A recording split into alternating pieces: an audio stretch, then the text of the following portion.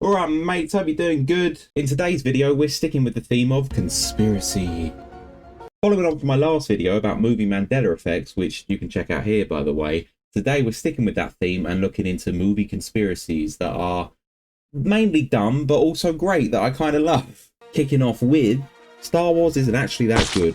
Don't unsubscribe, I'm joking. Well, I'm not, that is my personal opinion. But come on, don't let that get in the way between what is a beautiful blossoming friendship between us. Anyway, the first actual conspiracy theory is, number one, Kevin McAllister grew up to be the Jigsaw killer.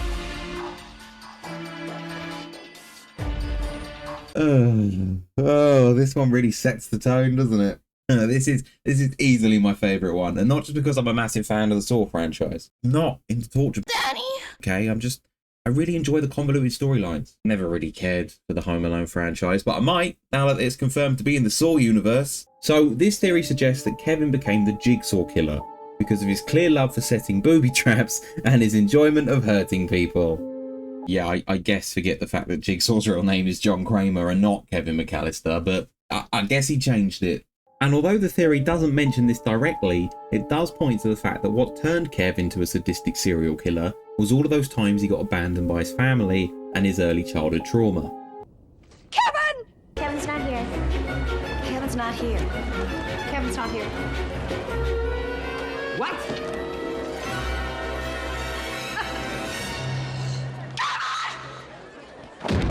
People also like to point to the fact that he shows signs of an anger problem and aggressiveness even before being left home alone.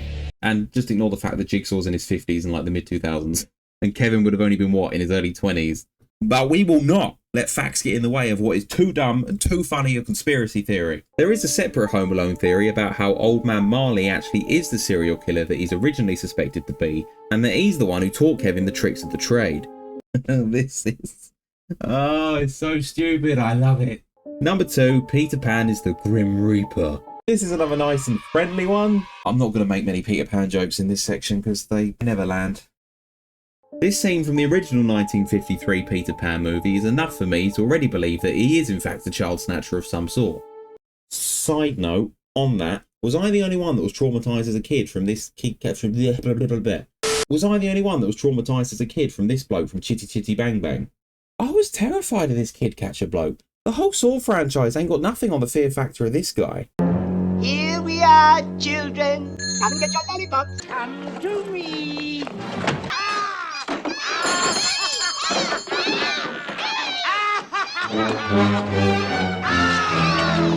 Anyway, back to Big Pete. The theory goes that instead of whisking Wendy and her brothers off to Neverland for a magical adventure, Peter Pan is actually the Grim Reaper who reaps their souls off to purgatory.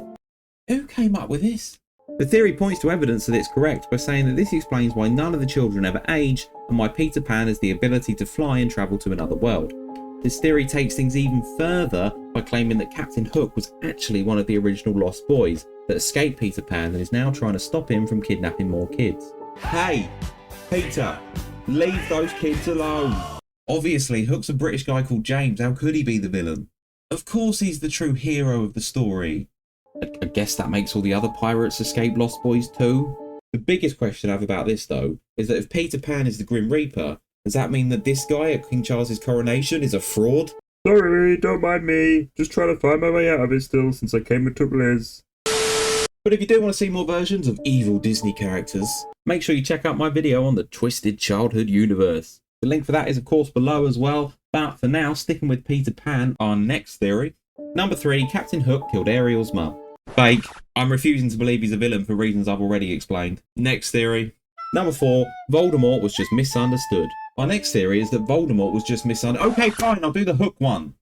So I might do a whole separate video on the Little Mermaid theory that links to all the other movies. Just thinking about it. Do I really want to do that though? Oh, cool. Me? What do I do? Oh, I'm a YouTuber. Yeah, go check out my latest video. I just did one on the Little Mermaid theory. What's that? Hello? So this theory started with the fact that mermaids in Neverland are shown to be clearly scared of Captain Hook, leading people like me I guess, who have too much time on their hands to think about this shit, that Hook has done something that specifically has mermaids fearing him. Now, one of the mermaids shown here has a clear resemblance to Ariel from The Little Mermaid, Now, I know this makes me sound so basic and mainstream, but my favourite movie of all time is undoubtedly The Little Mermaid Ariel's Beginning, which is the prequel to The Little Mermaid for those uneducated losers out there who don't know. In this movie, we learn that Ariel's mum was killed by pirates. This could also add a whole new meaning to this line from the original Little Mermaid movie. Do you think I want to see my youngest daughter snared by some fish eater's hook? So, what's to say that Peter Pan and The Little Mermaid aren't in the same universe? No, seriously, what's to say that? I don't know. I'm not like up to date on my Disney lore. Please, Disney fans, let me know in the comments below. And drop a like and subscribe while you're there too. Number 4, Jack from Titanic is from the Terminator universe. I want you to draw me like one of your French girls. So this theory is essentially based on the fact that both of these movies were directed by James Cameron. For some reason, it turns out that Rose from Titanic is actually the grandmother of Sarah Connor. And Jack has been sent back in time to rescue her from the Titanic sinking. Just as a refresher for you from the Terminator series, evil AI Skynet is always sending Terminators, or Terminatrixes, All woman. to kill the ancestors of John Connor, so that he is never born and can't lead the humans to rise up against the machines in the future. This theory apparently makes sense because of the way that Jack sinks at the end of the film. He doesn't float, but instantly sinks down like a robot would. Okay, sure. This also explains why he has no money apparently and has to chance his way onto the ship. He saves Rose so that she can go on to have children and grandchildren, which include John Connor. Spoiler alert, Rose lives, and she goes on to have a husband and kids in the future, but all she ever talks about in her dying moments when looking back on her life is that steamy fling she had with a peasant on a cruise holiday. Number 5, Sandy actually dies in the beginning of Grease. But this car could be systematic, hydromatic, ultramatic. Why could be grease lightning? Grease lightning. Go grease lightning, you're burning up the quarter mile. Grease lightning, go grease lightning. Yeah, any excuse to dance in it. So at the start of Grease, Sandy meets and they have their summer loving, having a blast.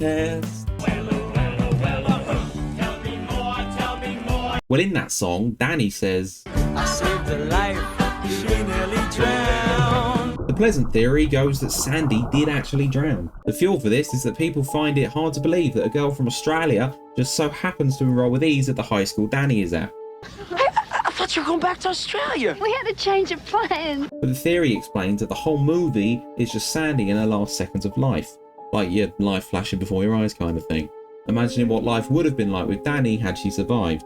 You may be rolling your eyes at this, and I don't blame you. But, to play devil's advocate, this theory does explain all of the musical numbers and transformations and literal angels showing up. The biggest piece of evidence that believers of this theory point to is the ending of the movie, where Sandy and Danny fly away together and ascend up to heaven. Hold on, wait, does that mean he drowned too? What it doesn't explain is how am I supposed to believe that this 45-year-old man is 16? Number 6, the Fast and Furious sequels are Dominic Toretto's coma dreams. I said forget about it, cuz. 100% true. Instantly makes sense when you think about how the first movie went from them illegally street racing and selling dodgy DVD players to going to space in a Pontiac Fiera. So this theory goes that at the end of the first Fast and Furious movie, after going 100 miles per hour and totaling his car, instead of just walking it off because he's Dom motherfucking Toretto, the theory goes that he ends up in a coma and all of the following movies are in his coma dreams. This one really works when you think about how it's probably the only way to explain all of the completely impossible things that happen in the rest of this franchise. It also explains how people like Han, Let A.I and Wonder Woman have come back more times than that obsessed ex we all have. And how every car always just repairs itself no matter what's happened to it. They just drive it to the GTA garage in this universe, I guess. Although I'm a little bit unsure why Dom is dreaming about Japanese teenagers for Tokyo Drift though. I mean, isn't that the sort of thing only anime watchers do? But in all seriousness, if Dom really is in a coma, I just hope that he's always surrounded by his family. While we're here yapping about Fast and Furious, make sure you also check out, after this video, my videos on the times that the Fast franchise, or I guess Dom's coma dreams, said F you to reality, and also this one where I got AI to write Fast 10. The team was met with intense fights and stunts that defied the laws of physics. Vin Diesel had to use his indestructible powers to rescue people from danger. Roman, on the other hand, had to take an Uber to meet with the team as his license had been taken away for driving too fast and too furious around the world. John Cena also showed up, although nobody wanted to see him, You're kind of... okay. as he and The Rock had a rivalry that had been going on for some time. He tried to fight The Rock, but The Rock could not see him, and Joe Cena tells him that he smells and didn't like his cooking. It is then revealed that Aquaman has a diabolical plan to build the world's largest underwater racetrack and to force Vin Diesel to race him. It's an old federal textbook. We've replaced them with the corrected versions. Corrected? Explaining how the Apollo missions were fake to bankrupt the Soviet Union. You don't believe we went to the moon? I believe it was a brilliant piece of propaganda that the Soviets bankrupted themselves, pouring resources into rockets and other useless machines. Number 7, The Shining was Stanley Kubrick's confession to the fake moon landing. Here's another movie that I think sucks. Wanker. Okay, so this theory actually coincides with a real-life conspiracy theory that the 1969 moon landing was faked and filmed by world-famous movie director Stanley Kubrick.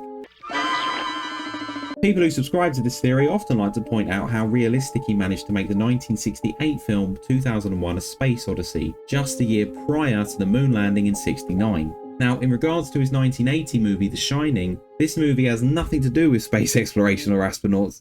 This movie has nothing to do with space exploration or astronauts in any way, but is however set in the infamous Overlook Hotel that many people believe is decorated in a subtle space theme. People taking to believe decor like this is actually supposed to be depicting rockets, and that the carpet is matching the pattern of the launch pad 39A where the Apollo 11 rocket took off from. And what about this from Toy Story? Huh?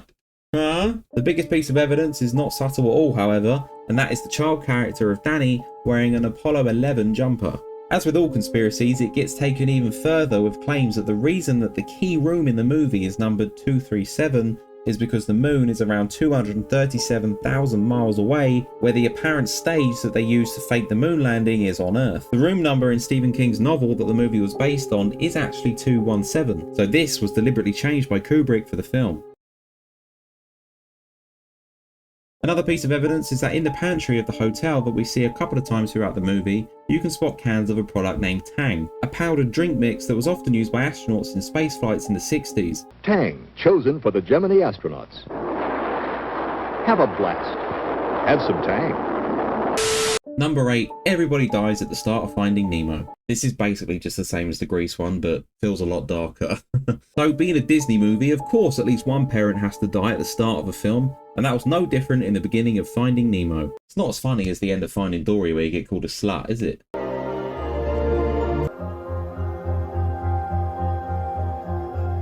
Anyway, this theory claims that nobody survived that Barracuda attack, and Nemo is all in his dad Marlin's mind. Nemo in Latin means nobody, and this fan theory suggests that Nemo is just a manifestation of his grief.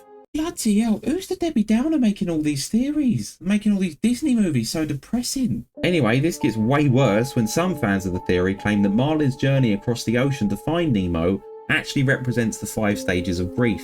In denial, anger, bargaining, despair, and finally, Step 5. acceptance. Yeah, listen, that's all very deep and clever, but that sort of depth and intellect has no place on this channel. So to lower the tone again, boom. Best chip shop name ever. Number 9, Encanto is just... So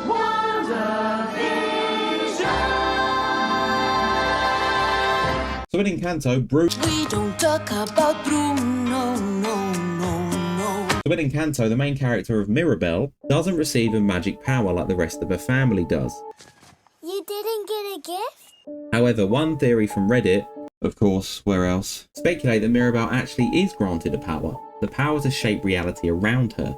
The theory claims that when Mirabelle is walking up to the door, she was so scared that she would never get granted a power, she actually inadvertently and without realizing uses her reality altering powers to create a world around her where she has no power and everyone is just trapped and playing the role that she imagined they would in this scenario. Everyone is forced to sing and dance, and all of the loud, colourful visuals in the movie are actually just Mirabelle's powers at play. The creator of this theory says, "The movie is not a musical. Mirabelle just imagines she is in one, and thus everyone is forced to sing. All the crazy visuals during songs aren't just artistic representations of the themes of the song. They are actually what happens as Mirabelle's interpretations of the songs literally bend reality around her to look like that." Encanto is straight out of WANDAVISION, and by the end of the movie, everyone is still enslaved by Mirabelle's reality bending powers.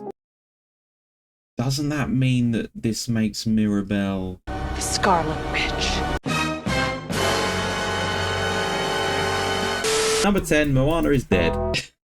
I don't know why I just said that so matter-of-factly. I think it's because most of these theories just revolve around the main character dying without like the audience noticing, and I'm just becoming numb to it at this point. So during Moana, there is a part of the movie where she sails off into the ocean and hits a huge storm. When she comes around in the aftermath, she wakes up on an island that the rock is on. The theory from Reddit goes that Moana actually dies in that sea storm and that her soul is taken to a new realm where her grandmother's spirit is, along with the goddess Te-Fiti and the realm of monsters. They're kinda cute. The main reason for this argument is that after the storm, Moana only ever interacts with spirits, gods and mythical creatures. When she restores the heart of Te-Fiti, she is transformed into the human realm and brought back to life with her boat also repaired, and is able to return home. Listen, all I know about Moana is that while I was in the US, I should have bought that chicken in Target.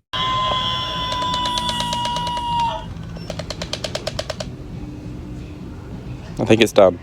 Nope, start again. Poor cats would have been terrified. Oh yeah, and then that was the first time I ever watched it and I just pretended to be Thanos. I'm home?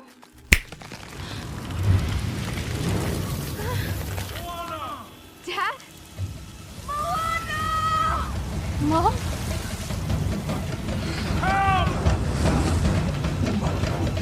Number 11, Andy's mum abandoned Jessie in Toy Story.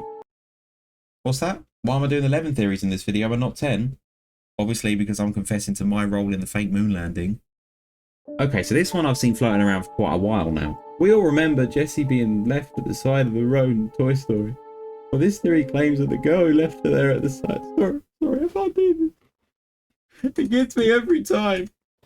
This theory states that Emily, the girl who left Jessie behind, actually grew up to become Andy's mother. The evidence for this is that young Andy is seen wearing a cowboy hat that closer resembles Jessie's over Woody's, meaning that this could have been passed down to him from his mum. It also has a ribbon missing, so potentially signs of old age and it being a hand-me-down. And a hand-me-down cowboy hat? You must be the son of the woman who abandoned Jessie. Weasley. One downfall to this theory for me is that surely at some point Andy's mum would have recognised her childhood favourite toy in her son's room. I don't remember enough of the movie to prove or disprove that, so if you do, please let me know in the comments. But speaking of Andy's mum having toys, I'm 27 years old.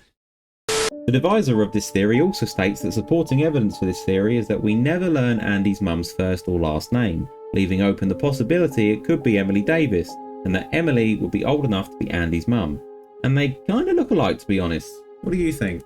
There's plenty more movie theories out there, so if you want to see me cover any more, let me know down in the comments below. As I touched on earlier, there is a huge one about how all the Disney Pixar movies are all interconnected, featuring characters from other movies that you didn't realise were actually in others. Let me know if you want to see more stuff like this. Drop a like, drop a subscribe, hit that bell button to be notified of future videos. Make sure you check out the other content on this channel if you enjoyed this video. Take care of yourself, mates. Don't let the bastards grind you down, and I'll see you in the next one.